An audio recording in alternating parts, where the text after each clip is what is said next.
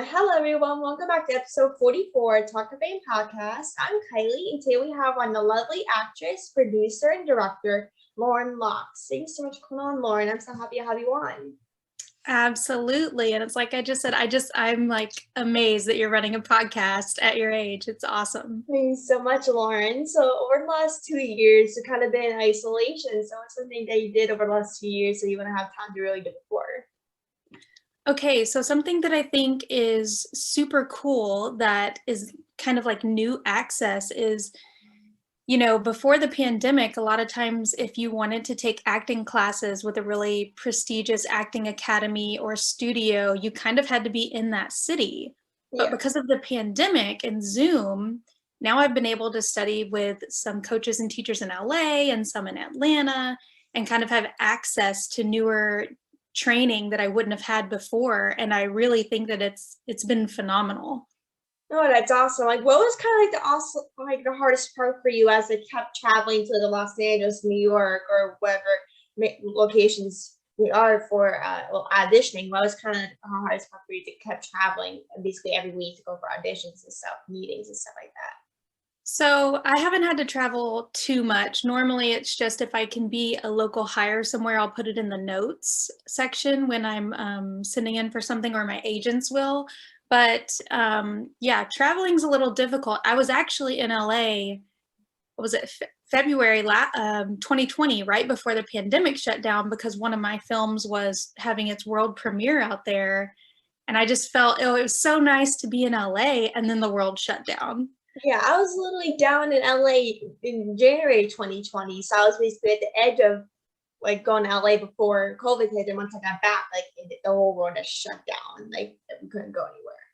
Yeah, it's wild because you don't have a second thought about it back then. You were just like, we're going places, we're seeing people, no big deal. And now it's everywhere you go, you're kind of like, are people vaccinated? Do I need to wear a mask? And then you probably should wear a mask anyway, because it's nice, to not pass things on to other people, because you never know when you have them now. Yeah, for sure. Like back then when we went to Los Angeles, like January, February, like COVID was kind of starting to be a thing.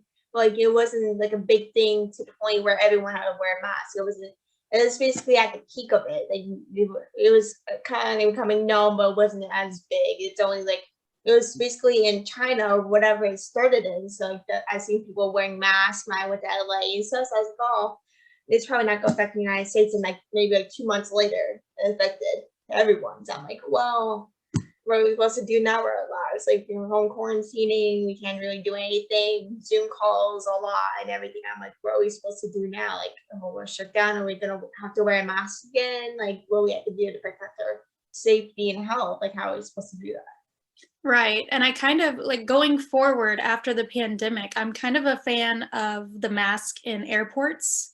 Yeah. I think, beyond the pandemic, like say we finally get to the end of this thing, because we keep thinking we're at the end and then something else comes out. But say we get to the end of this thing, I think if you're not feeling good, if you're sick and you're sniffly, wear a mask. If you're going to the airport and there's a bunch of people around who are traveling from all different places, wear a mask. And then hopefully in our normal daily lives, we can go back to normalcy at some point. Yeah, for sure. So as I kind of mentioned before, you are an actress, producer, and writer. I mean, director. I don't know why I keep out writing for some reason. But what made you kind of want to start doing that? Yeah, I write too, so that's totally fine.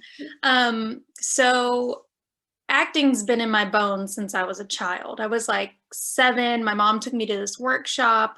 They had 2 sides. You could either do the dancing or the acting, and I chose dancing because I was already in dance classes. But the whole time I was staring at the kids who were doing the acting, and I was like, I want to be doing that.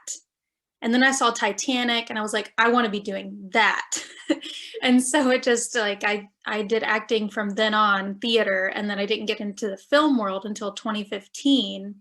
And then the directing and producing kind of happened out of necessity. I had some stories that I wanted to tell. And in order to make them happen, I actually had to learn quickly and jump in that seat to make it happen. Oh, that's awesome. So it's like you like kind of grew up in the theater experience, like you always kind of had a passion for acting and stuff. Like, how did that kind of like? Did you ever realize you always wanted to become an actor before you even kind of thought of it? Like, did you always want to be an actor?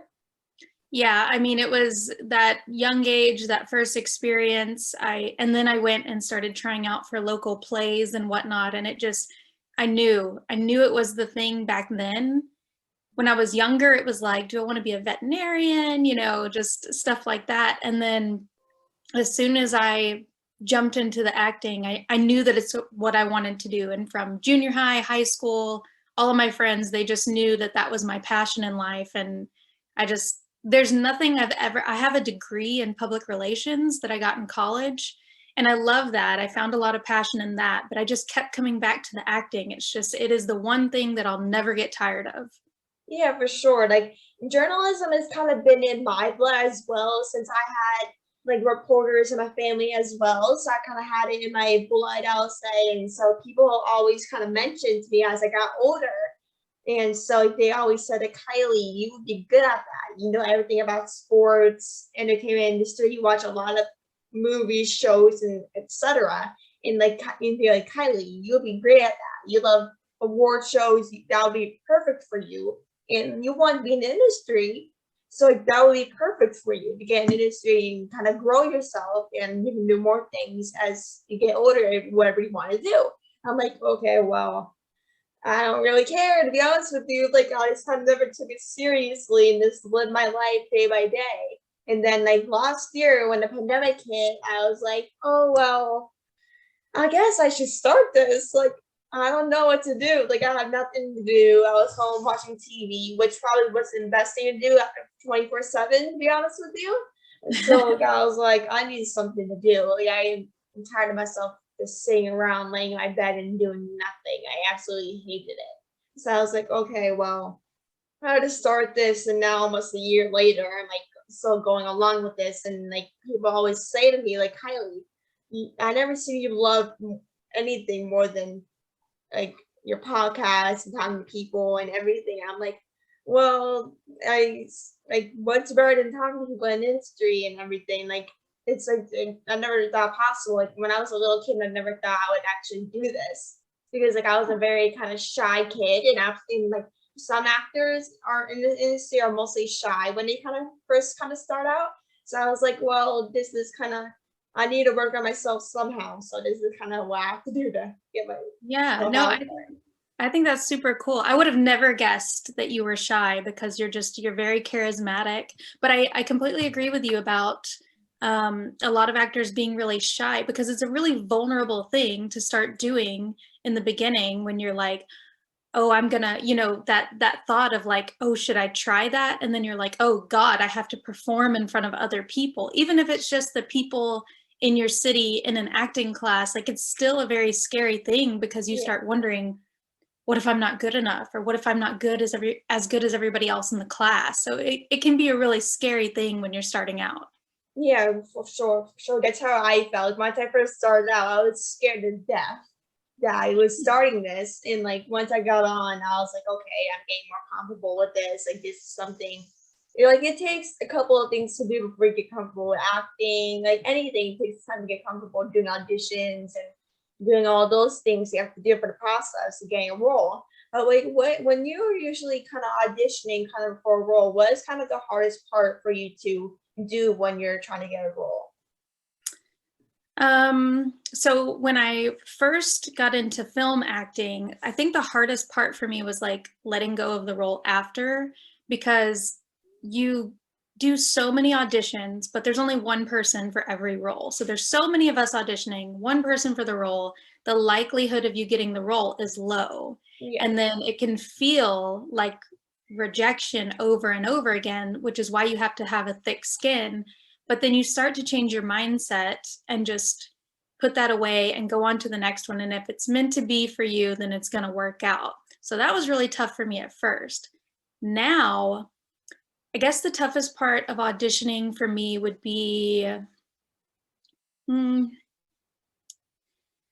trying to think. I don't know because I kind of like them all, but sometimes now the deadlines are super quick with lots of dialogue, and I've Yeah. gotten so much better at memorizing, but sometimes it can be a little daunting because there was a time where I thought, you know what, it's okay if I paraphrase a little because it's how I talk. But Yeah. as I'm starting to audition for bigger things, these writers have worked on these words and they're very specific. And so I'm trying to be word perfect to their words because they wrote them in a certain way with certain punctuation. And you want to be true to what they're trying to say while still infusing yourself in the role.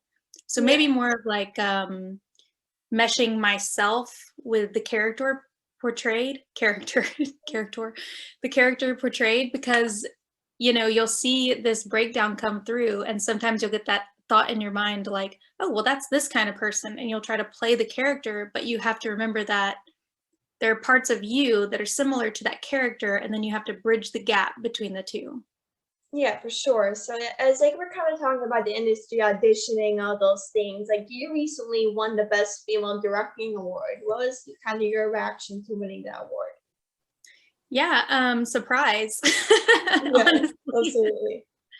Um, yeah, it feels great because when I get into the directing role, I know exactly kind of how I see the film playing out in my head. Communicating that to the crew team and the actors, like it just goes differently from what you see in your head to the final end product. So Yeah. sometimes that can be a bit jarring as a director when you're seeing the final product and you're like, it's not exactly how I imagined it, but as long as the story is getting told, that's the whole point. Is we're a storyteller. You're a storyteller. When you're doing these podcasts and any journalism you might do in the future, as long as the story gets told in the way that you want it to get told, then I feel pretty good about it. But as far as winning an award, I mean, I'm just surprised and blessed, honestly. Yeah, for sure, right? Like that's really amazing. Like to kind of look back in the like behind the scenes and really kind of pictures like the mindset of what you want for the film and see what works at the best. And I'm currently writing a book right now, so I basically know how it feels. I'm going to come out with ideas, inspiration of what I want to do and what I want the book to turn out to be. Right. And stuff, and that's basically very hard to deal with coming up ideas or new inspirations. Like most of my inspirations come when I'm not working or when I'm in the shower or when I'm in a car. I usually come up with the ideas when I'm not thinking about it or I'm just trying to think of random things. But like, what is like the hardest part for you as you come up with ideas? Like, what is the hardest part for you to find inspiration and figure out what to do with the storyline of the movie or show? Yeah. So each one's kind of different. As far as inspiration goes, I feel like I find it everywhere, but then it's like I have to kind of zone in on which ones would be worth, putting all the effort into making it into a film or a script. There's a ton of scripts on my computer, but I've only made, 3 films of my own, and then I'm making a web series now, and then I directed someone else's film for them. But it's the ideas that won't go away.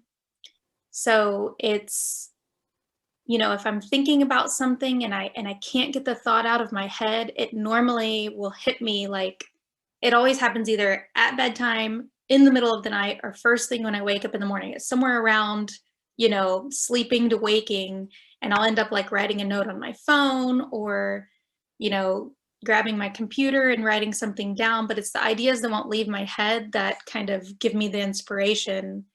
For instance, Dawn was actually inspired by a couple different things that I meshed together, but one of them was a story somebody told me about another person, and I just couldn't get the story out of my head, and so I had to write something kind of centered around it. Yeah, for sure. So over like as you kind of mentioned, like you directed and like produced free films and stuff. Like what made you kind of want to kind of step in its foot behind the scenes producing and directing instead of being kind of in front of Yeah, so well, part of it was so I could write a role that I could play. the camera? And then the other bit, like I said before, out of necessity, if I wanted to tell a story, like if I want to tell that story, but nobody else is telling that story, then I have to make it happen. Yeah. Yeah. Literally have to just step into it and make it happen. Yeah. Yeah, for sure. So Do you have anyone that you look up to in the industry as like an actor, director, and producer, or just kind of in general? Yes. So I love Eva Green. Oh, You know Eva she's really Green? good. Yeah, she's really good. She's great. I love her in Penny Dreadful. And you know what's really interesting about her, and this is why I admire and respect her. Well, one, she's just so intriguing to see on the screen. You can't take your eyes off of her, you know. And she has, you know, dark hair and green eyes like me. So, but she, you know, she was offered that role in the Bond movie Casino Royale as Vesper or whatever with the love knot. And she originally turned it down because she was like, I don't want to be one of those, just another Bond girl. But then when she realized the role had a little bit of substance to it, she decided to take it on. And I was like, see, that is like quintessential knowing your worth. Saying, I don't want to just take a role that doesn't have any substance to it, but then when you find one and then you go for it, like that is knowing what you're worth and then going and taking a role and making it so memorable. So, Eva Green. Yeah, Eva Green is amazing. Like that's how many people are. Like, they always don't want to always be a housewife. They want an actual role and that are important for people and what people see. They want to impact people in front of the screen or wherever or behind the screen, wherever you're working on. But Gina Davis, I don't know if you have heard of her, but she is an actress, activist, and she lives in like Leave around Summer movies, and she's my biggest inspiration in terms of podcasting. Like the way she does moves as a person, like chooses roles that will like impact the women that are watching it. And so Yeah. she's like the most impacting person in my life. And like I'm seeing her in a couple of weeks at this event, which I'm very excited for. And so like I don't Kylie. know. Yeah, and so like I'm like really like, I can't explain like how much I care about Gina. Like she's this amazing person and I don't know what I'd do without her, to be honest with you. Like, for inspiration, but like she's someone that moves the world, like moves the world, and like all the roles she does impacts the people in watching the role. And so like, she has been impacting women, gender bias in the media. Like, she has been trying to get more roles, more opportunities for women, and all those things. But she's just amazing. Like she's Yeah. like the amazing person to kind of look up to in terms of Love that. I love that she's like so inspiring to you. So what is some advice for like younger generations that like to be in the industry one day? Yeah, so earlier when we were talking about how it's vulnerable to start, that is my biggest piece of advice is just start. Just start, because the thought of getting into acting versus actually taking the step to get into it, there's a world of difference. Yeah. And the best way to start, you know, is obviously by taking classes. You can have a bit of a safe space with people who are in your community or with people on Zoom. And, you know, it's really scary because you think you might fail. And I was posting about this the other day on my Instagram. It's like, you know, messing up in class is not a fail. Yeah. It's just growing and learning, because over time, when you put in that practice and work, then you build confidence and consistency, which is very important, because this is not, you know, a quick industry. This is a put in years of work and get somewhere kind of industry. Yeah. But your generation has so much going for them. And it's so exciting because the opportunities are boundless now, especially with Zoom and everything. You know, auditioning for film stuff is all being done on self-tape right now, which you can do at home. Yeah. As long as you can figure out the setup, you know, and send it in. So it's a great time to get started. Yeah, for sure. Like especially with self-tape, like it became like a thing around like maybe 2 years ago. Like people are saying in self-tapes instead of going in for auditions. So these due to COVID, everything's happening on Zoom. Maybe we can't go outside, like we can't do things we're used to doing. Like, what do you think like the industry has kind of changed since like the pandemic hit? How much do you think that has changed since then? It's definitely changed a lot. I mean, so the self-tape thing, yeah, in the Southeast market, self-tapes were already kind of pretty prominent. In LA or, here in Texas, kind of, it depends on where you're auditioning for the project. But the change I think it's been good. I love self-taping because I can do it in my own home, be comfortable, and, get it in and produce a good self-tape and send it off. Because there's something super nerve-wracking about walking into the room with the eyes on you and knowing that you might only have one shot. Yeah. But then the caveat is, if you're sitting at home and you're doing, 15 to 20 takes to get it right, then you probably weren't going to get it in the room anyway. Yeah. But other than that, it's keeping everyone safe. Yeah. Not being around everyone, because now these productions are having where you either have to be completely fully vaccinated. Some are requiring vaccination within the last 6 months. Yeah. And then testing, like you have to get tested within a certain amount of hours. And if I'm in Texas and I book something in Atlanta, I can't get tested in Atlanta. I mean, I can't get tested in Texas and go to Atlanta. I have to get to Atlanta, then test, then work. Yeah. So it's interesting, but I think for now it's a good change. I do know there's a lot of people who wish the in-person auditions would come back, but I think they're gonna either the self-tapes are here to stay, or the in-person auditions are gonna trickle back extremely slowly. Yeah, for sure. So you have to play in a role in a winning short film called Allergies. What was that experience playing that role? That one, that was great. I actually have a really special place in my heart for that one because that one I played the mom who kind of had a little bit of a secret. And and her and her husband, they have this son, and the story, it's a high concept narrative about if we were allergic to races, and so if somebody was allergic to, somebody of a different race, like how would that would be kind of weird, right? Yeah.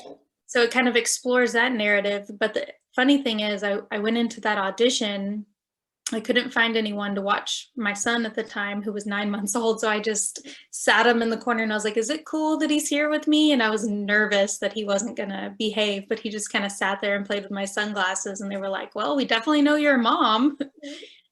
But yeah, no, it was a great experience. And I think that film is really special, and it's actually screening here this month at the Austin Revolution Film Festival. So yeah, I loved it. Yeah, it's awesome. Like, how did you be able to kind of film and being a mom at the same time? Like, what was that, like, the hardest kind of thing about it? It's like being a mom first and then acting and both sides. Yeah, that's been a very difficult transition for me because I had to take a bit of hiatus from acting, obviously, towards the end of my pregnancy, and having him for the first year. There's just no way you can act when you have a newborn. But it's been an interesting transition because before, when I would get an audition or I would book something, I could just go whenever I needed. And now I have to make sure that, that he's taken care of first and foremost. And then I also have to make sure that my time is valued, wherever I go, because I may be having to pay a babysitter or, have my parents watch him or something like that. But yeah, it's an interesting thing to balance because I definitely have to make sure that he is taken care of first and foremost. He is my son, a human being, and then I have my career. So it's a struggle between, how do I take care of him in a full loving capacity and then also give, all of my attention and love and talent to my career as well. Yeah, for sure. So the final question for today's interview is, you also got to appear in another short film called Cleans. What was that process like for you to get that role? Oh yeah, Cleanse. Yeah. So the process to get the role, that one was also interesting because that one only has 3 characters in it. It's me, and I played Jessica, and then my wife's in the film. Her name is Ashley, and I actually auditioned for both Jessica and Ashley. And I spent so much more time breaking down the Jessica role first because I wanted to hurry and get it out of the way because Ashley was the character I wanted to play. But then the more that I broke down the scenes for Jessica, the more I fell in love with her. And when I went in, I think it was very obvious that I was more of a Jessica than an Ashley. Yeah. But I actually didn't have the last page of the audition sides. And so I kind of had to read that cold. But I ended up getting a call back and they loved me. And the director of that film was absolutely amazing, because I've never had an experience like that where the director spent so much time rehearsing with us and doing character work. We would get together and kind of do post-it notes of like our characters and how we felt about each other and what our first dates were like and how we got to this spot in our marriage where we were troubled.